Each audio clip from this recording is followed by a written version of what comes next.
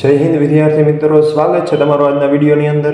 અને આજે આપણે જોવાના છીએ ધોરણ 9ની જે વિજ્ઞાન વિષયની અસાઇનમેન્ટની સિરીઝ હતી તેમાં વિભાગ બી નું પ્રકરણ નંબર 11। તો શરૂ કરીએ આજના વિડીયોને, જેની અંદર તમારો પહેલો પ્રશ્ન કે અનુમાન લગાવો કે નીચેનામાંથી કયા ધ્વનિની પીચ વધારે છે। જેમાં પહેલું છે ગિટાર અને બીજું છે કારનું હોર્ન। તો પહેલા એમાં ગિટાર આવે જેની પીચ વધારે છે, કારણ કે ગિટાર વડે ઉદ્ભવતા ધ્વનિની આવૃત્તિ એ કારના હોર્ન વડે ઉદ્ભવતા ધ્વનિની આવૃત્તિ કરતાં વધુ હોય છે। તેથી ગિટારના ધ્વનિની પીચ કારના જે હોર્ન છે એના ધ્વનિની પીચ કરતાં વધુ હોય છે। બીજો પ્રશ્ન છે કોઈ ધ્વનિ તરંગ માટે તરંગ લંબાઈ અને આવર્તકાળ એટલે શું? તો તરંગ લંબાઈ એટલે કે સંગત તરંગમાં બે ક્રમિક સંઘનન C અથવા તો બે ક્રમિક વિઘનન R વચ્ચેના અંતરને સંગત તરંગની તરંગ લંબાઈ કહે છે।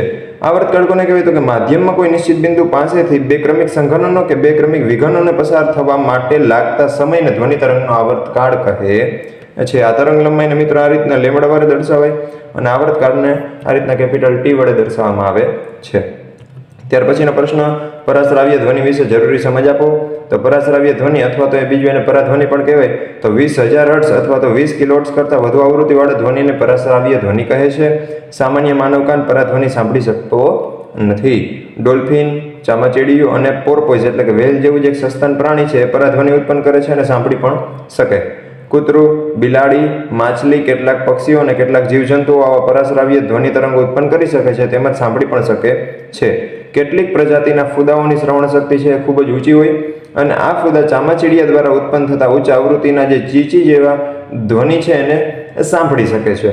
તેથી તેમને પોતાની આસપાસ ઉડતા ચામાચીડિયાની જાણકારી મળી જાય અને પોતાને પકડાઈ જતા તે બચાવી શકે। ઉંદરો પરાધ્વનિ ઉત્પન્ન કરી અને કેટલીક રમતો રમે છે। ત્યાર પછીનો તમારો એક દાખલો છે કોઈ ભડકો 3 સેકન્ડના સમય પછી સંભળાય। હવે જો ધ્વનિની ઝડપ 342 મીટર પર સેકન્ડ હોય તો સ્ત્રોત અને પરાવર્તક સપાટી વચ્ચેનું અંતર છે એ કેટલું હશે? ત્યાં આપણે ધ્વનિની ઝડપ VIP છે 342 મીટર પર સેકન્ડ, ટાઈમ આપ્યો છે એટલે કે સમય T 3 સેકન્ડ। હવે સ્ત્રોત અને પરાવર્તક સપાટી વચ્ચેનું અંતર આપણે D શોધવાનું છે। તો પડઘો સંભળાય ત્યારે ધ્વનિ દ્વારા કપાયેલ કુલ અંતર ધ્વનિની ઝડપ ગુણ્યા સમય, બરાબર? તો અંતર કુલ કેટલું કપાય? તો કે 2D જેટલું, કારણ કે ધારો કે અહીંયા એક દિવાલ છે આ રીતની અને અહીંયા કોઈ વ્યક્તિ ઊભો છે એટલે કે કોઈ ધ્વનિનો સ્ત્રોત ઊભો છે।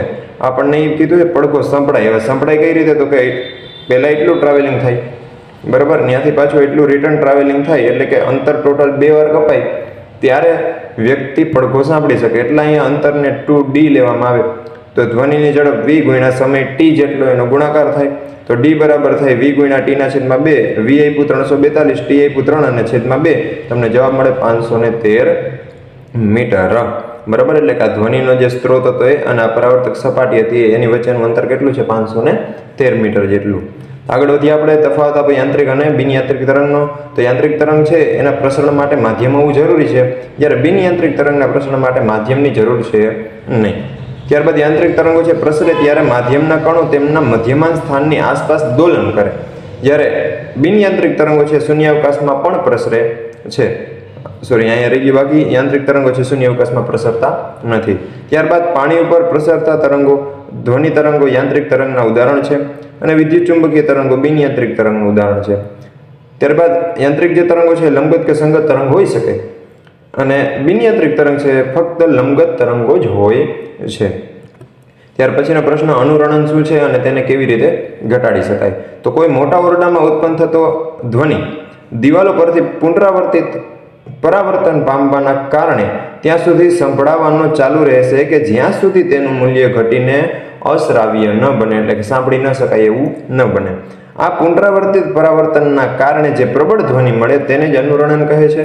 અને અનુરણન ઓછું કરવા માટે સભાખંડની છત તથા દિવાલો પર ધ્વનિ શોષક પદાર્થો જેવા કે સંકોચિત ફાઇબરબોર્ડ, ખરબચડું પ્લાસ્ટર અથવા તો વધારે ગળીવાળા પડદા લગાડવા જોઈએ। તો મિત્રો આપણું જે ચેપ્ટર હતું એ થાય છે અહીંયા પૂરું। આપણે જલ્દીથી એક નવા ચેપ્ટર સાથે મળીશું, ત્યાં સુધી બધાને જય હિન્દ।